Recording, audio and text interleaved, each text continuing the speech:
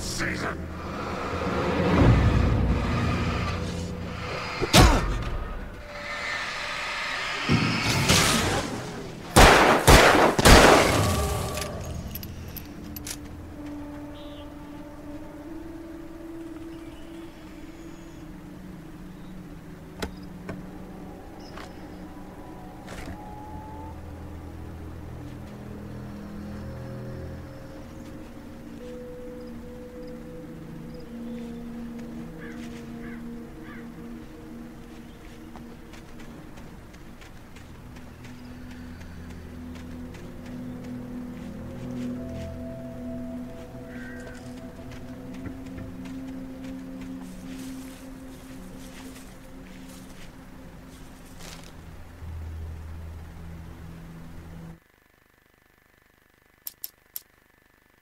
Rose knew she had been gushing, but right now, she didn't care. As far as she was concerned, her brief meeting with AlanWake was literally the high point of her life. She watched as he got in the car with his wife. She was pretty, confident, at ease with Wake. Not like Rose. They were perfect for each other. She'd have given anything to be called their friend.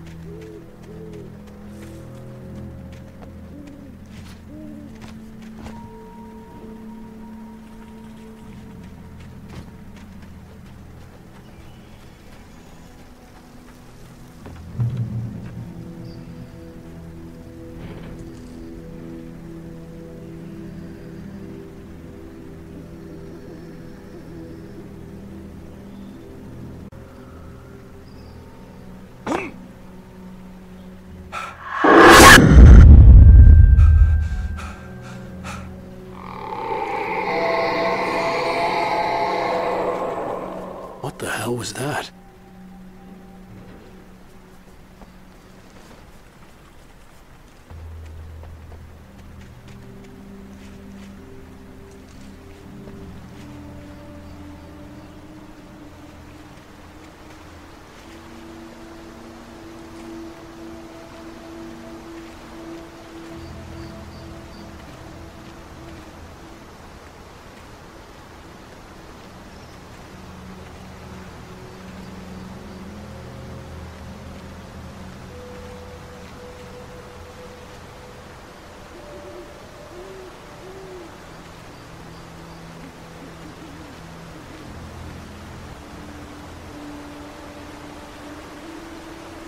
When I saw the river below, something uncoiled itself inside my head. I realized that I'd have to find a way across. I didn't even want to look at the water.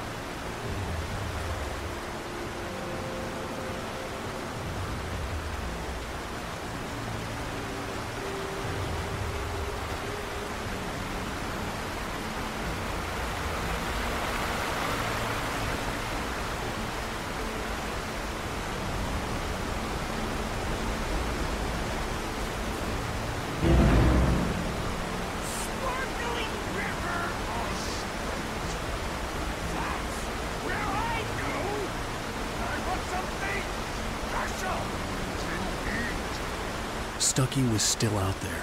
in the dark, stalking me.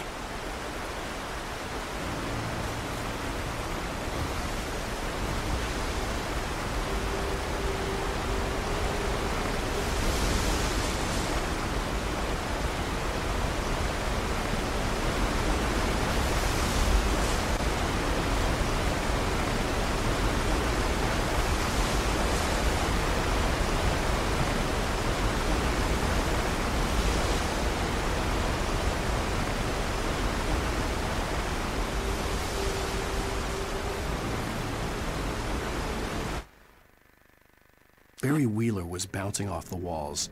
He jumped on a plane after his calls were ignored by both Al and Alice for several days. It could mean that they were both on a second honeymoon, but Barry didn't buy it. Al had been way too unstable for that, not sleeping, messed up. Barry had years of experience dealing with AlanWake, and he couldn't ignore it. Something was wrong.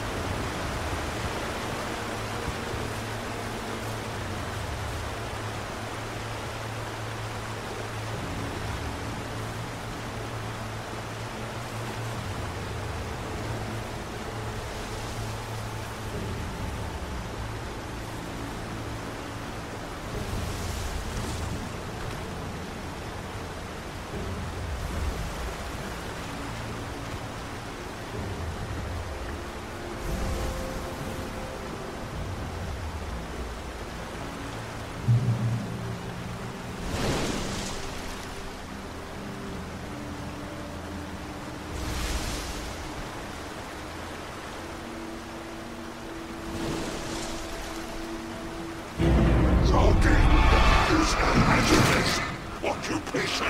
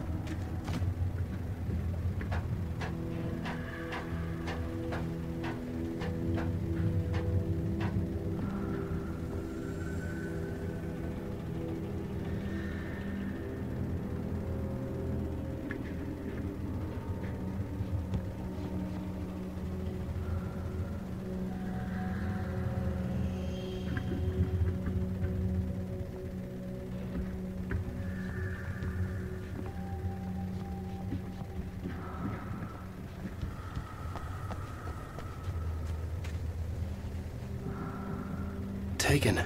They're taken.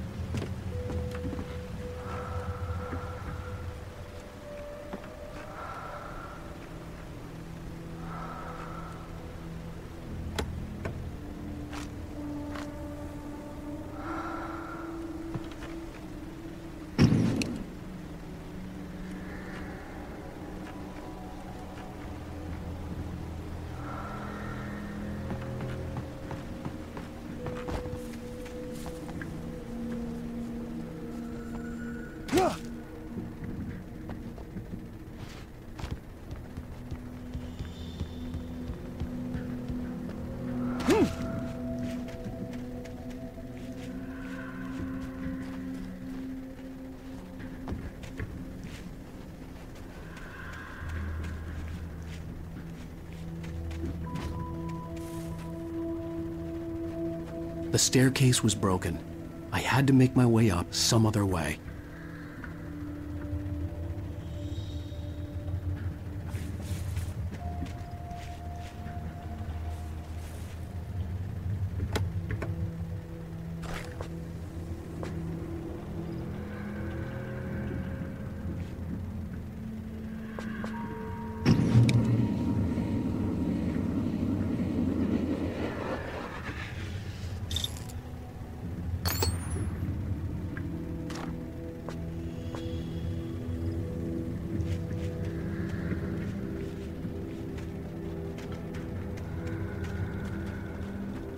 I couldn't stay here. There had to be a way to get up there.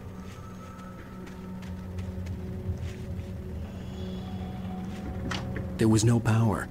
There was bound to be a generator somewhere at the logging site.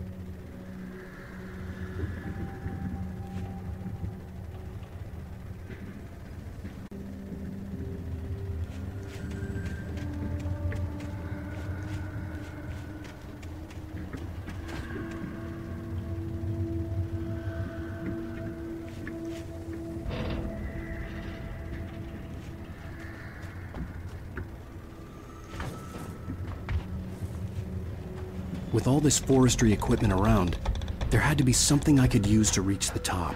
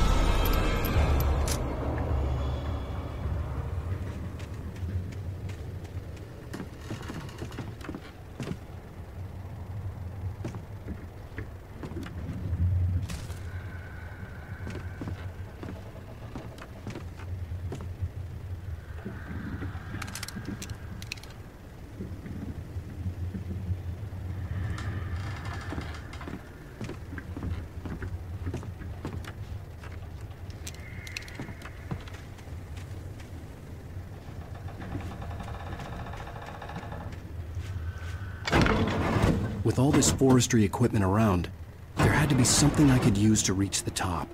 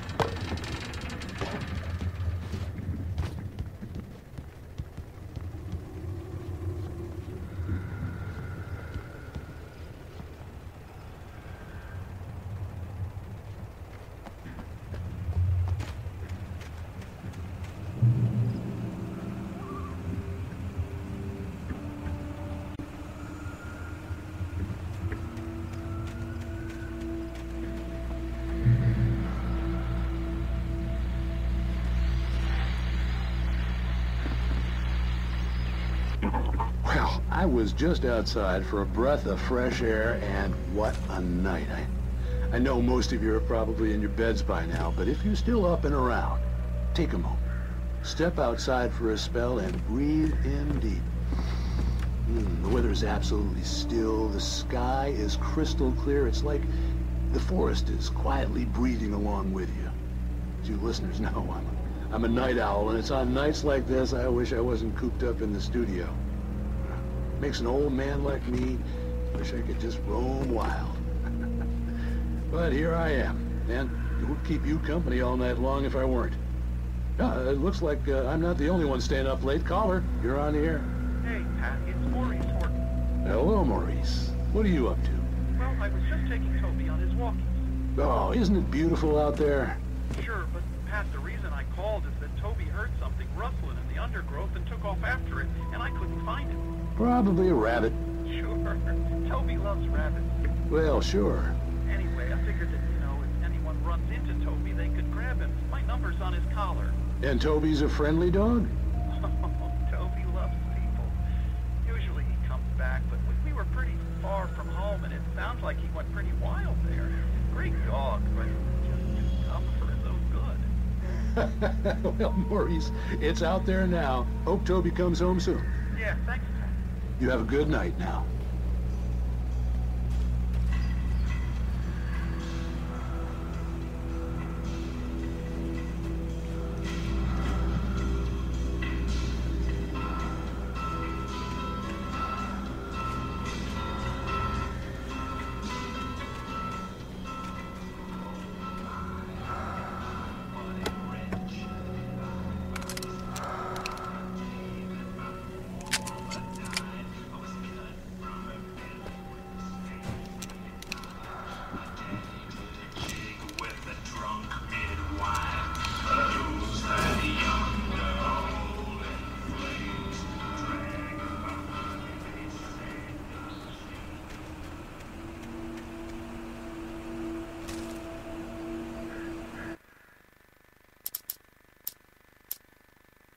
I heard them before I saw them, swooping down from the sky and screeching as they came.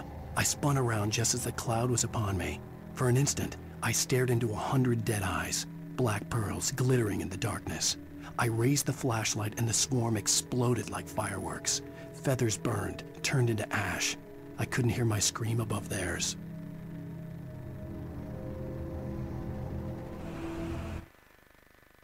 At first, I kept finding the pages as if by accident. The book I couldn't remember was either a terrible and true prophecy or an act of creation that had rewritten the world. I began to hunt the pages feverishly, for they held the answer to the mystery. With it, I could save myself. With it, I could save Alice.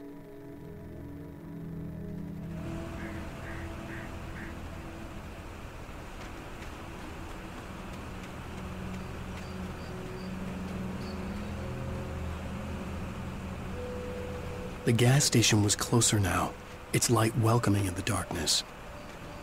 Paul makes the best dogs in the state. Belly Burster is the best with no cuts. Monster Dog is second best. The famous dog is...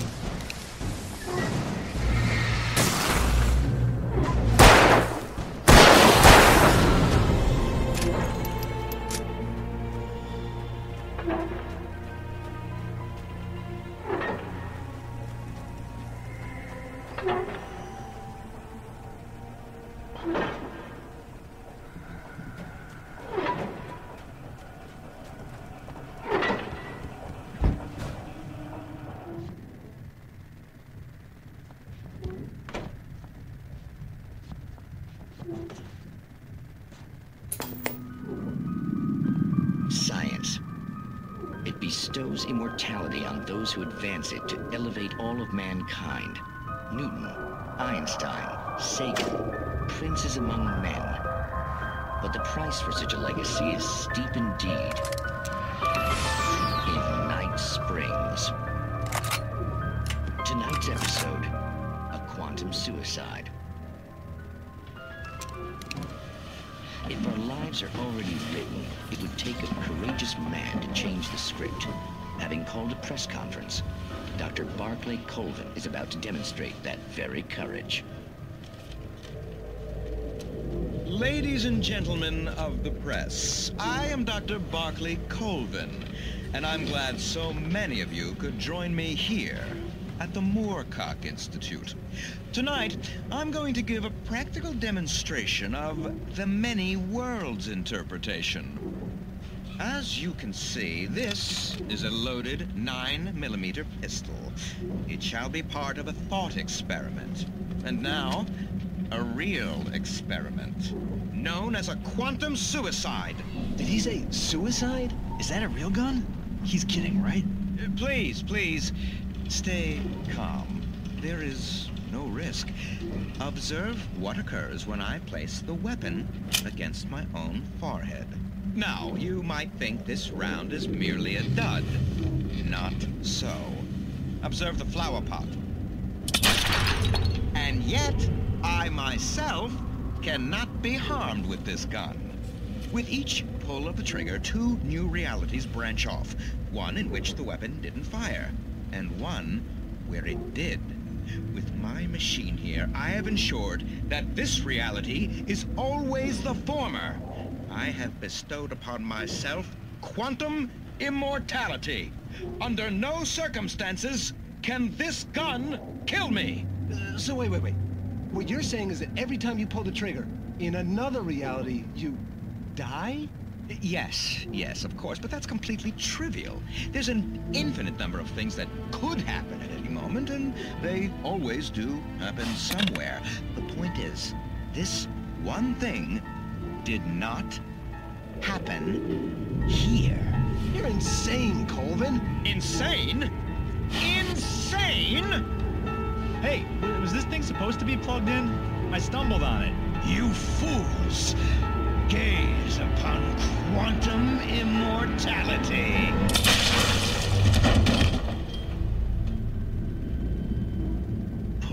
Poor Dr. Colvin, felled by his own hubris or the ignorance of the masses. Perhaps he should have left the crate unopened, the decaying atom unobserved.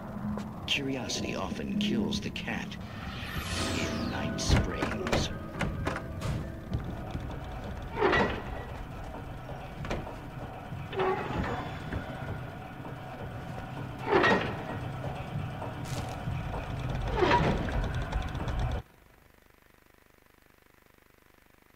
I stepped into the gas station's garage. It was dark and quiet. The place was a mess. It looked like someone trashed the place or that there'd been some kind of fight. Light spilled into the room through an open door at the back, and I made my way toward it. Without any warning, I was blinded by a bright light. An old portable TV on the shelf had come alive by itself.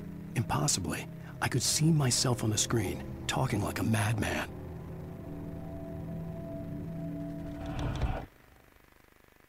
"The cabin on Cauldron Lake?" she asked. The sheriff looked at me suspiciously. The early morning light flooded through the office windows. I would probably never have gotten out of the woods alive without her help, but I couldn't tell her the truth of what I'd faced the previous night. She'd think I was lying or crazy. She'd lock me up, and she wouldn't help me find Alice.